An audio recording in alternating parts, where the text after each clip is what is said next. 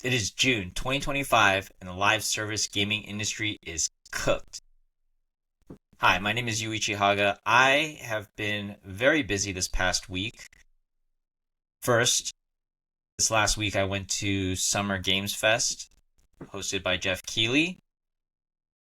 Then I went to IGN Live over the weekend, followed by a special Games Business Live on Monday, and then followed by Augmented World Expo the following days. So it has been a very, very busy week for me, and I got to learn a lot about the games industry, what's coming up in terms of games, how the business is looking, what the fans are thinking, and what's happening in virtual reality, augmented reality, and mixed reality. There were a lot of events that I went to, a lot of people that I talked to, a lot of things that I saw that got me really excited.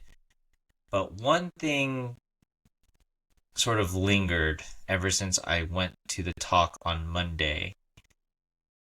The very first Games Business Live event was held in downtown Los Angeles, and I was lucky enough to attend. And the morning started off with Matt Piscatella of Circana talking about the upcoming tariffs, the economy here in the United States, and how all of that might affect the game industry. And there were some interesting facts here. First of all, I thought it was very smart for Matt to talk about what consumers or the people were most concerned with when it comes to the economy. And first and foremost, that is not gaming. Um, we talked about how people thought about groceries, non-edible goods that are necessary, such as shampoo, soap, toothbrushes, things of that nature, fashion, healthcare, etc. And and the reason why we started talking about that first is because that's the largest market. I believe it was like $3.3 trillion spent every year, which is considerably larger than the something like $65 billion spent in the gaming industry. So we had to take a look at what was happening in that space first, because that's going to affect the gaming industry in general. And there were a number of graphs and stats shown. I wish I had access to them. Hopefully, they will post this that talk up on the Games Business YouTube channel. But as of June 14th, that has not been uploaded. So I will just kind of go over high level details of what I remember from that talk. One of the graphs that was shown showcased that 90% of people across all age demographics were concerned about the economy here in the United States, either somewhat concerned or very concerned. And then following that, we saw another graph showcasing what people were planning to do to prepare for the worst. So the rising cost of living here in the United States. The top two, if I remember correctly, were about looking for savings and discounts and focusing on essentials needed to survive, things of that nature.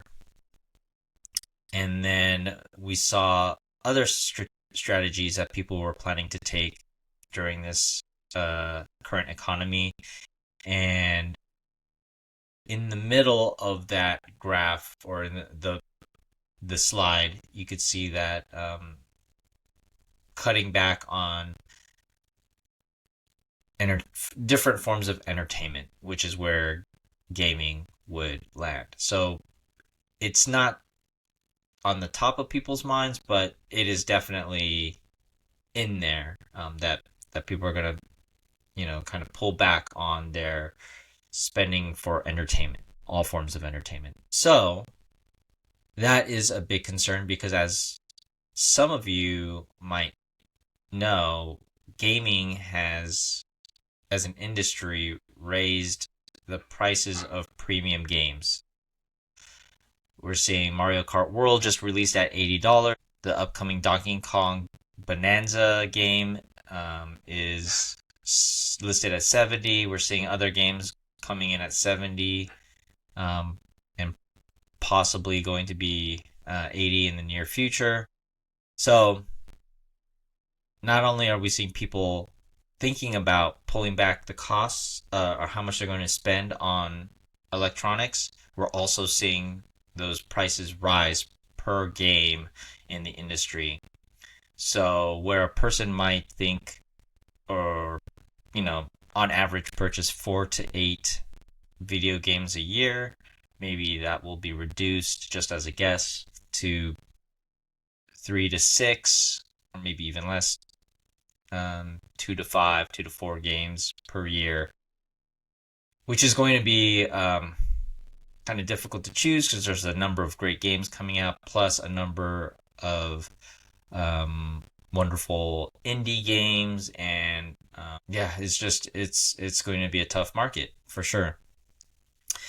One thing I did also see in this graph was that people were planning to cut back or reduce the number of subscriptions that they currently have. So, um, TV subscriptions such as Disney Plus, Netflix, Peacock, Apple, uh, you get the picture. But also gaming. So you imagine PlayStation Plus, Games Pass, Nintendo Online, as well as a number of others. Um, and then also including subscriptions that are within games themselves. So yeah, it's really, really difficult right now. I do think also, even if you're a well-established IP like Fortnite, maybe you're gonna see fewer sales on skins, um, and cosmetics and Marvel Rivals, just things of that nature. You're probably going to see across the board less spending in this space. Okay, so let's take a pause and game this out just a little bit. My concerns here are that this is an opportunity for some of the bigger players to kind of risk more funds to get people to uh, choose their subscription service over anyone else's. Like, so this is kind of like a meta battle royale of subscription services. Which subscription service provides the most value to the most number of players?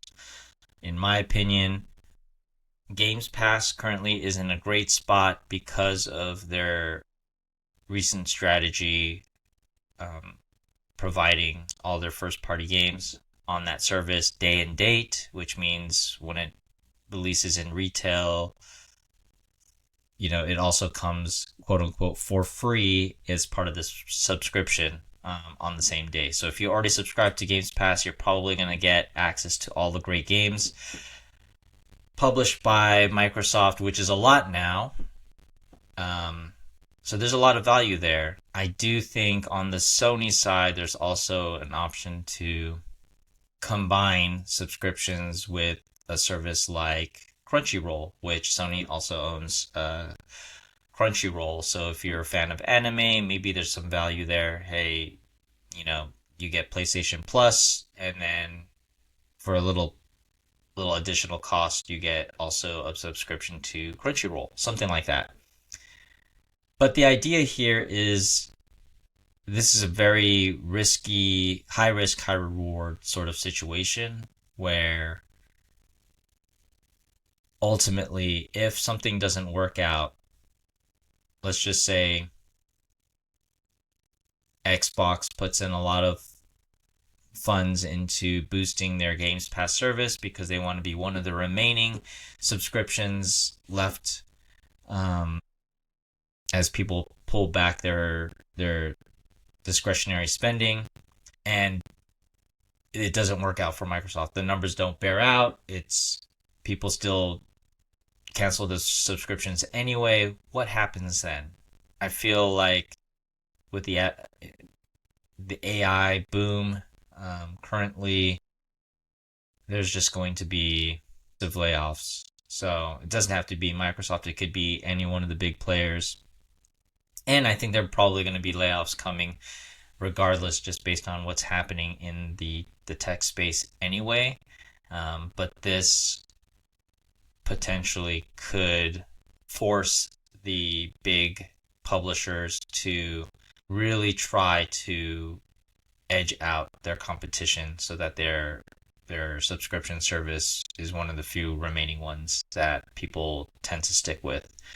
Um, I do think that if you are an indie studio or even a large studio that is thinking about creating a live service game now, it's difficult times. I personally wouldn't recommend it, but depending on where you are in your um, development cycle, I think reducing the cost of the game, if you can make it free, that would be great. Um, but there's a lot of risk in that as well.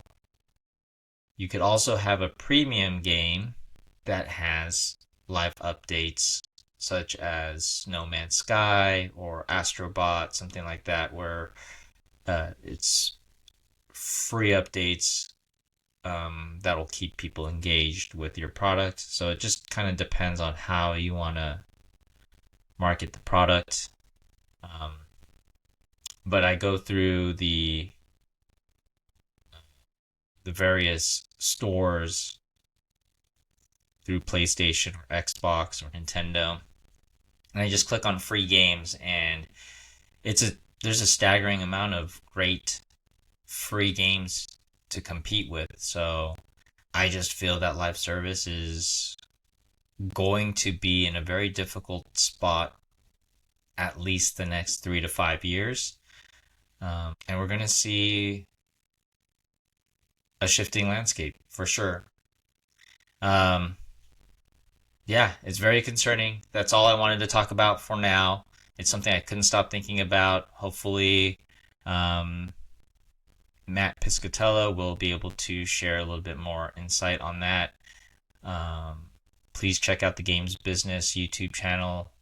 Let them know that I sent you if you do go there. And I'm still working on several reviews. Right now, I'm reviewing Mario Kart World and the Switch 2. So keep an eye out for that. And otherwise, thank you so much. I'll catch you later. Bye.